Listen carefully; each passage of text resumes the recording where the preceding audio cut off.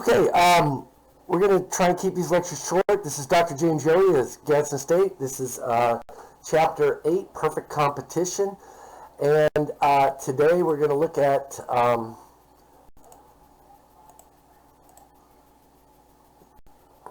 competitive markets determine prices, output, and profits. Okay. A lot of this market structure stuff comes from a work by Adam Smith in 1776 called The Wealth of Nations. And in this book, Adam Smith says something that economists pretty much agree with. Okay? He says that competitive forces are like an invisible hand that leads people who pursue their own interests to serve the interest of society.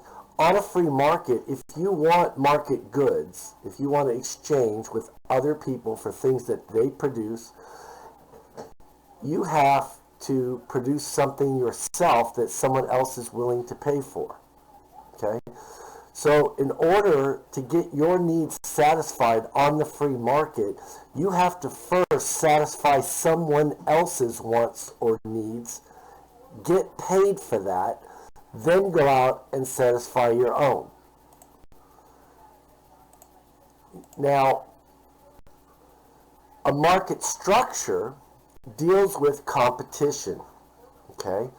And this is a classification system for the key traits of a market, including the number of firms, the similarity of the products they sell, and the ease of entry and exit into the industry.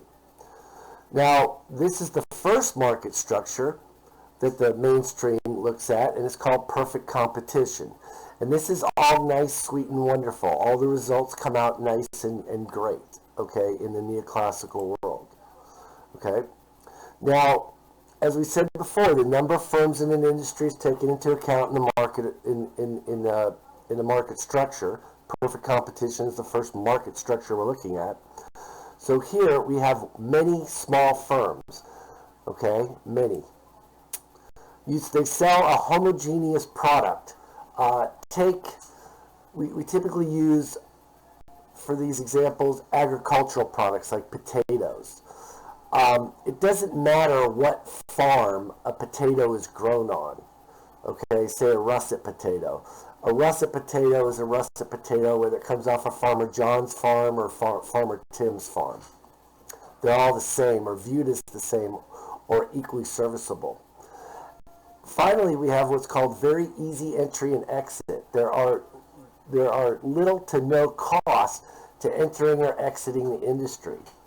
So, for example, let's say that this year potatoes are grown on Father Tim's farm, and next year the price of tomatoes go up because people want more tomatoes. Farmer John could just easily exit the potato industry and enter the tomato industry by, when he plows his farm, instead of planting potatoes, plant tomatoes. There would be low cost or almost no cost to switching industries. And then finally, firms in this industry are what we call a price taker. What this means is that the price of the good or service is determined on the market, independent of the firm's actions. So, for example, if you've ever watched these old movies where farmers take their crops to a broker to market, the broker has connections with the markets all over the country, and there is a market price that potatoes go for. So he tells the farmer, here's the market price for potatoes, take it or leave it. And the potato farmer can sell as much of or as little of his output as he wants at that market price. Okay. Now, what is meant by a large number of firms, that first assumption here? A large number of sellers' condition is met when each firm is so small relative to the total market that no single firm can influence the market price. Okay? And that was just like what I told you about as to why these firms are price takers.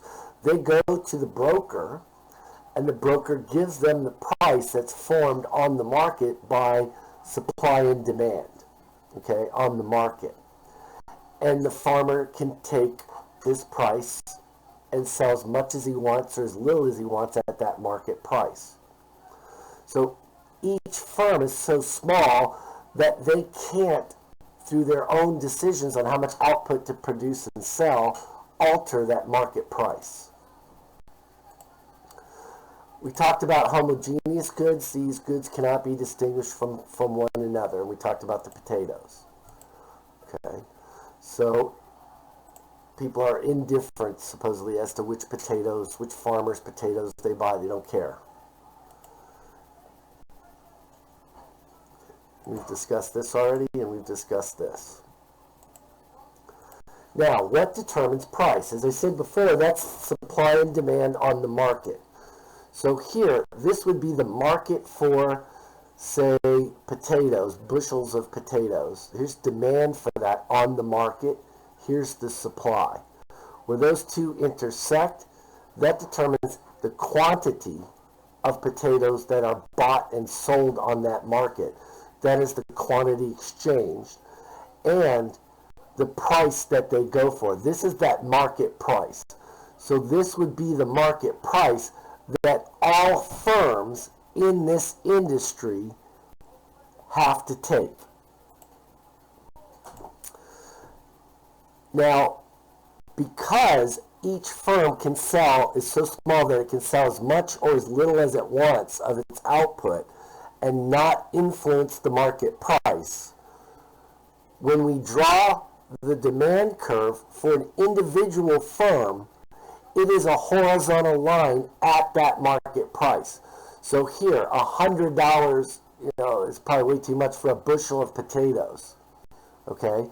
No matter how much or how little, quantities on this x-axis, my Q's missing here, and prices on the y, no matter how much or how little this firm wants to sell, it sells at that market price. So by changing the amount of output that the firm sells does not affect the price that they receive for it. So here, no output, all of their output. Each quantity in between, the price that they receive is constant at $100. Okay. Now, the firm can't charge more than this price because it won't be able to sell anything. And it has no incentive to charge a price less than this price. So, for example, no farmer would go to the market and say, oh, it's $100 a bushel. Well, I want to sell it to you at 90, right? He's going to take what the market gives him. And he can't charge more than that because there's someone else who will sell potatoes at that price, at the $100 price. So if he charges $101, no one will buy the potatoes.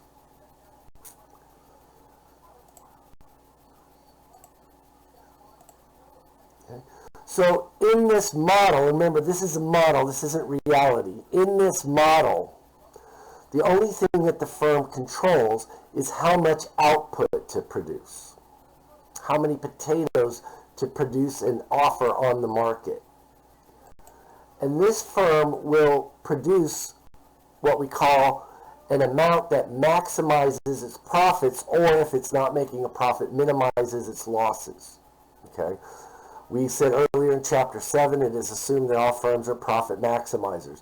And remember, that is an assumption. Okay? So that we can predict the actions of firms if we're neoclassical economists. Okay? So here, there's two methods to decide how many potatoes to produce or whatever for this firm.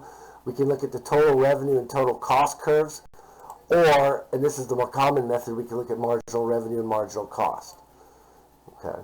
So using total revenue and total cost method, the firm is going to produce the amount of potatoes where the distance between its total revenues and total cost are at its greatest, and that maximizes profits. So, for example, this firm here, this is total revenue, right? It can sell a bushel of potatoes at $100 a bushel. Okay, this total revenue line for the perfectly competitive firm is a straight line. The slope of it is equal to the $100 per price. The $100 per bushel price that the firm can charge for their potatoes. They sell one bag of potatoes, $100. Sell two, $200, $300, so forth and so on. And then this is its total cost curve. okay? And this might look different for different firms, but typically it increases at a decreasing rate, reaches some point where it's flat, then starts to increase at a increasing rate, total cost due.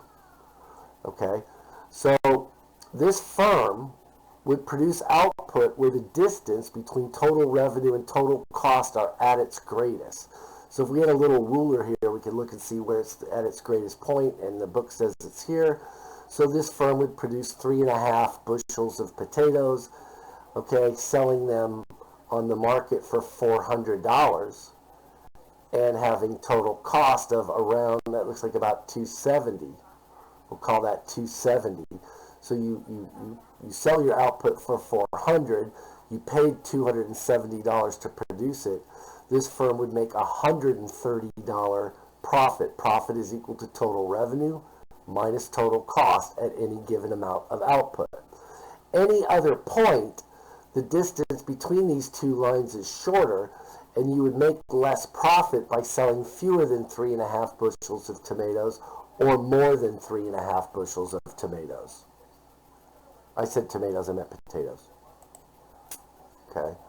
So if we could graph, and we could, the distance between total revenue and total cost, you can see here the firm's making a loss. And that's this section here.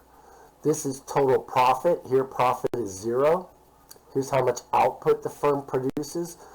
By producing, it was 3.5 in that other diagram, but they're calling it 4 here. By producing some amount of potatoes, total profit is maximized. Okay? And this is total profit, not total revenue. It's an error on the book slides.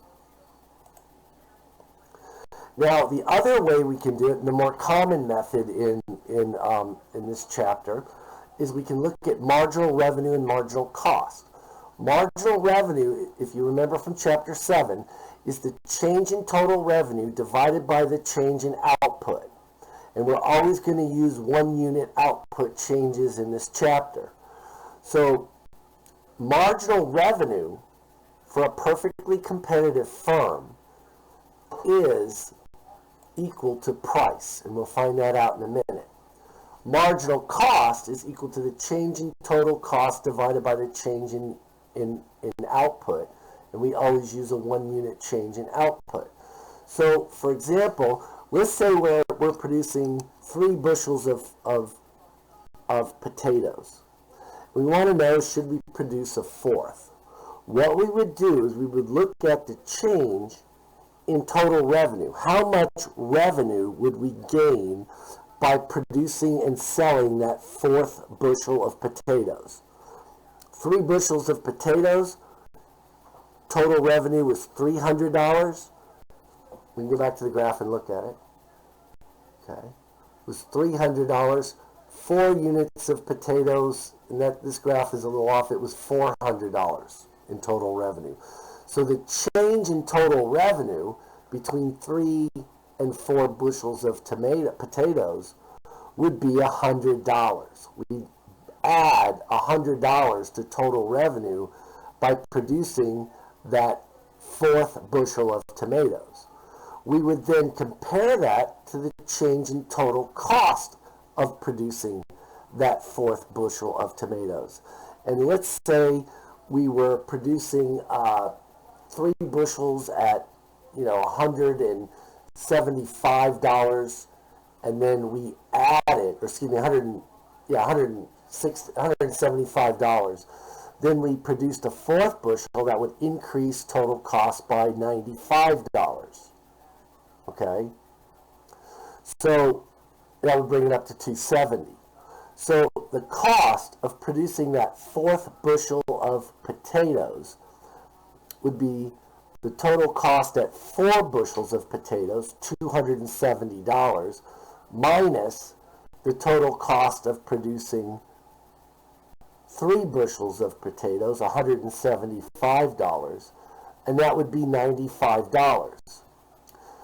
Now, if we compare marginal revenue and marginal cost, we would find out that producing that 4th bushel of potatoes increases revenue by 100, while it only increased cost by 95.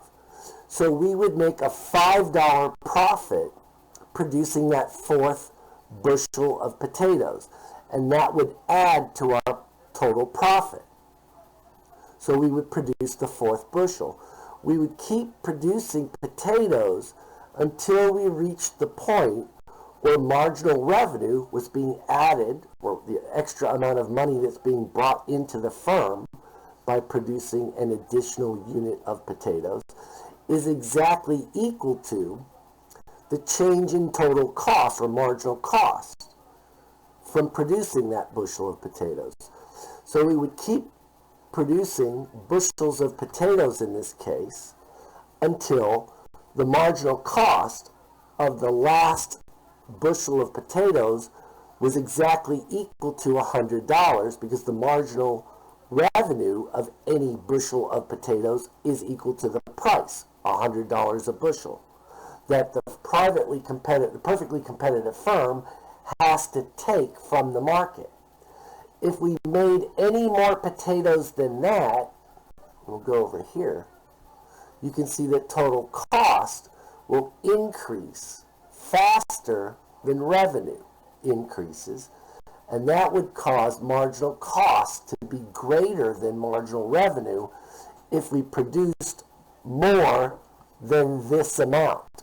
So if we're at the point where marginal revenue equals marginal cost, to produce one more bushel of potatoes, the marginal cost, how much it cost us to produce that bushel, would be greater than the marginal revenue we take in from producing it, and that would reduce our profits.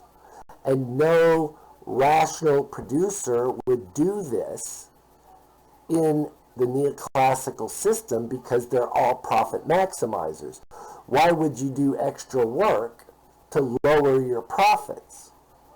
So they will produce, and you have to remember this, up to the point where marginal revenue equals marginal cost. I want you to say that 5 times in your head. Marginal revenue equals marginal cost. Marginal revenue equals marginal cost. Marginal revenue equals marginal cost. Marginal revenue equals marginal cost. Marginal revenue equals marginal cost. All firms will produce output up to the point where marginal revenue equals marginal cost, and then stop.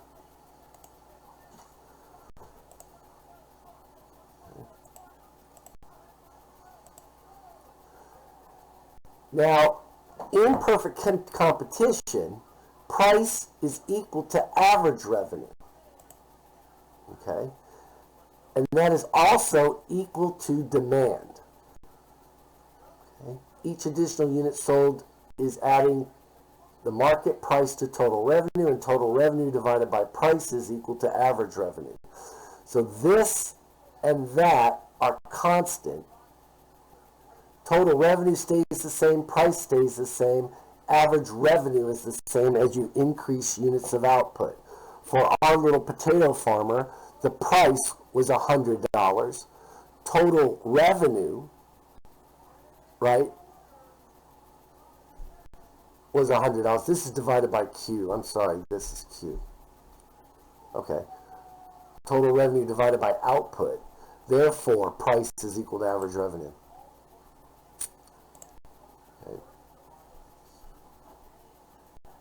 Everybody can see that.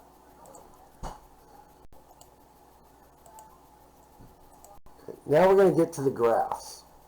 As we said before, demand is equal to marginal revenue, which is equal to average revenue. Those are all the same. In this case, $60 per bushel. Okay. Here, from Chapter 7, we have the cost curves. There's average revenue, average variable cost, and this is the marginal cost curve. Okay. Now, in this case, at a price of $60, that is also this firm's marginal revenue. Marginal revenue equals marginal cost, where that demand curve, which is also our marginal revenue curve, crosses marginal cost. Here, marginal revenue is equal to marginal cost. Right there. That point, we go straight down. That determines how much output this particular firm will produce. At a price of $60 a bushel, this farmer will grow 6 bushels of potatoes. Okay. Now, what's very interesting here is we can figure out, one, if this firm is making a profit, and that is because if the firm is making a profit, price will be above the average total cost curve. So here, we're selling bushels of potatoes for $60 a piece on average, because average revenue is equal to marginal revenue is equal to price, and this looks like about $49 in average cost at 6 units of output. So here, this firm sold them for 60, produced them for 49. They made an $11 profit per bag of potatoes on average. That's the distance between the black line and this red dotted line where quantity intersects the average revenue curve. So that's $11. They produce 6 units of output. The distance here is 6. So we figure out the area of this rectangle, and that is equal to profit. And the area of a rectangle is its height times its width. 11 times 6 is $66 in profit.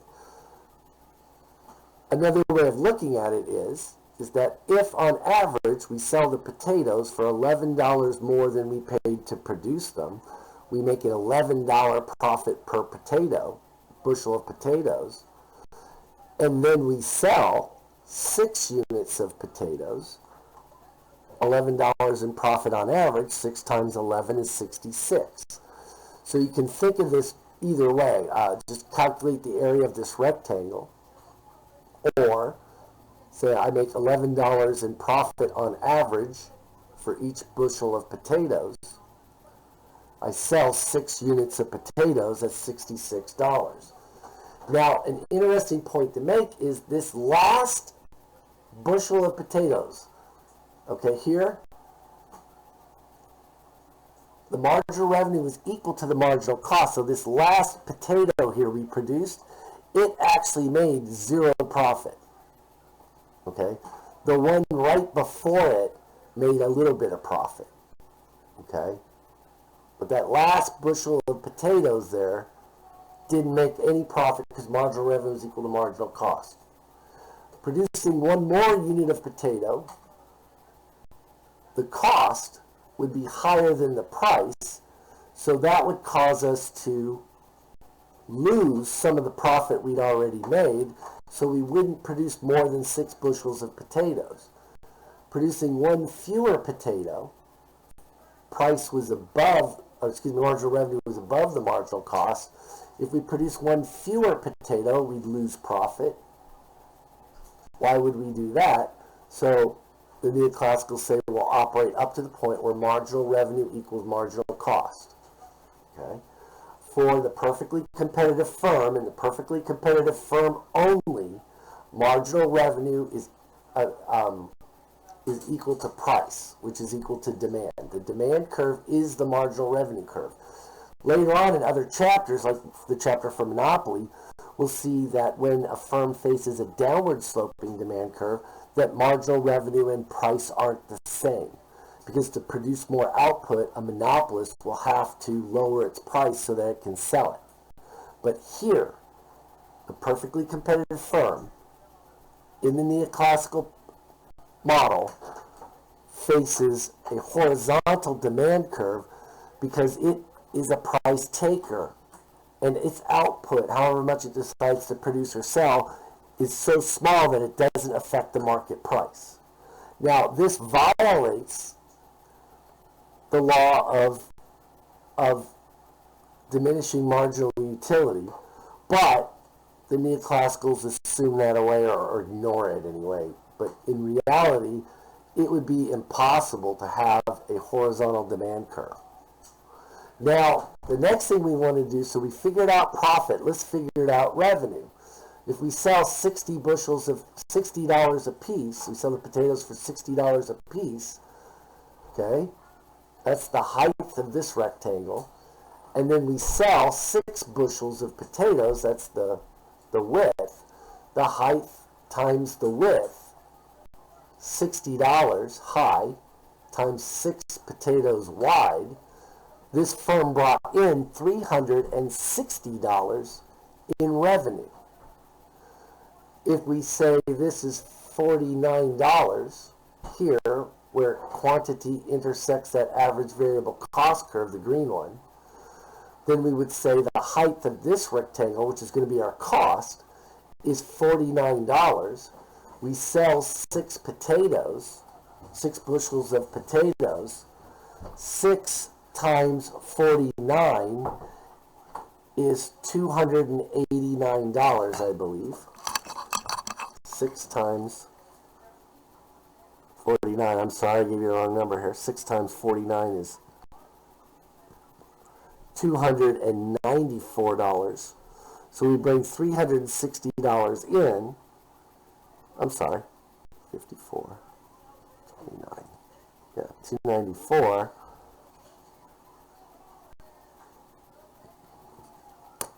Okay. Oops. Here we go.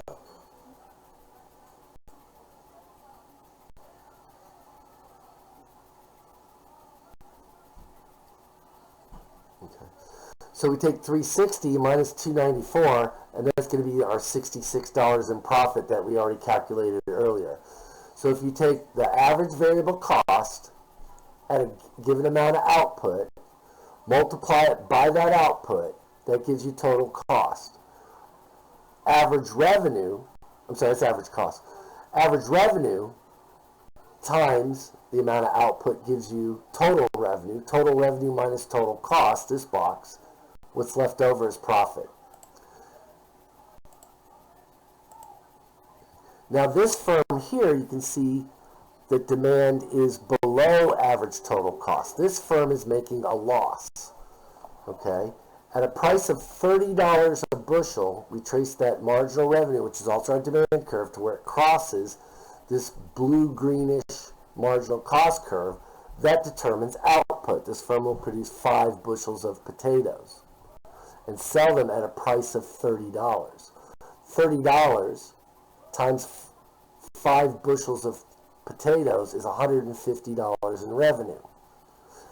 We trace this 5 bushels of potatoes up to the average total cost curve, and it looks here like these are selling at a price of $50 a bushel.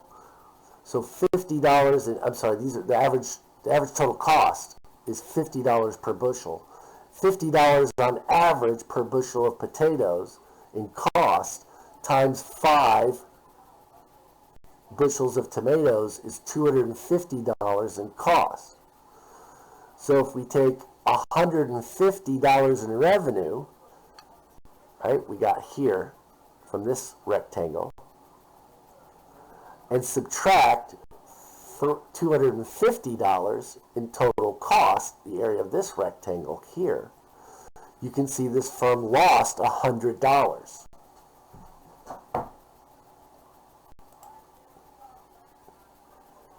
Now, this firm here suffers a loss, but we've got this point right here. This is the average variable cost curve, okay, where it intersects the marginal cost curve. I told you in Chapter 7, that's the shutdown point.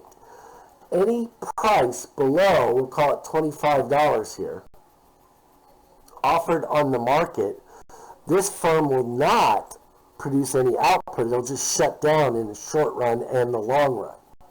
So any price below $25, this firm will shut down. If it shuts down, it has no variable costs, so average variable costs are 0, and it only has to pay its total fixed costs, say rent on the field. In this case, if the price received is below the average variable cost, the firm will shut down in the short run and not reopen, because by staying open, or continuing to produce potatoes in this case, the firm will pay more in average variable cost here than they receive in revenue. So not only will they have to pay their fixed cost out of their own pocket as a loss, but by staying open, they would have to cover some of these variable costs out of their pocket. That would cause them to lose more money than if they just shut down. Because remember, if you shut down, you produce 0 units of output, your variable costs are 0, and all you have left are fixed costs. I'd rather just pay the fixed cost out of my own pocket than pay the fixed costs plus some of the variable costs if the price is below the shutdown point. So this firm will shut down in the short run and the long run.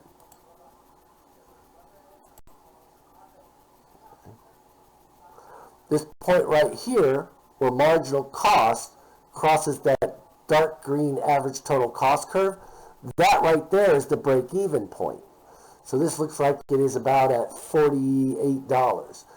Any price above $48, this firm will make a profit. At a price of exactly $48, this firm will break even and won't make an economic profit or economic loss. Any price below $48, this firm will suffer an economic loss. It will stay open in this middle range here because it will be able to cover all of its variable costs and apply some of the revenue to paying off to paying down or making a payment on the fixed cost. So I'd have to pay less out of my own pocket if I operate in between these 2 points. I have to pay less out of my own pocket by staying open in the short run. I'd have the money to cover all of my variable costs plus some left over to apply to my fixed costs by staying open. If I shut down, I have no revenue and I have to pay all of my fixed costs. So where these 2 curves intersect, that's the shutdown point. We said that's at $25. Any price between $25 and $48, this firm will make a loss, but they'll stay open in the short run and shut down in the long run when their fixed costs go away, say my lease ends on the fields. Any price below the shutdown point, and this firm will shut down in the short run and the long run, and the farmer will just pay the rent on the field as fixed costs until the lease is up. That will be it for this part of the lecture. Thank you very much and have a great day.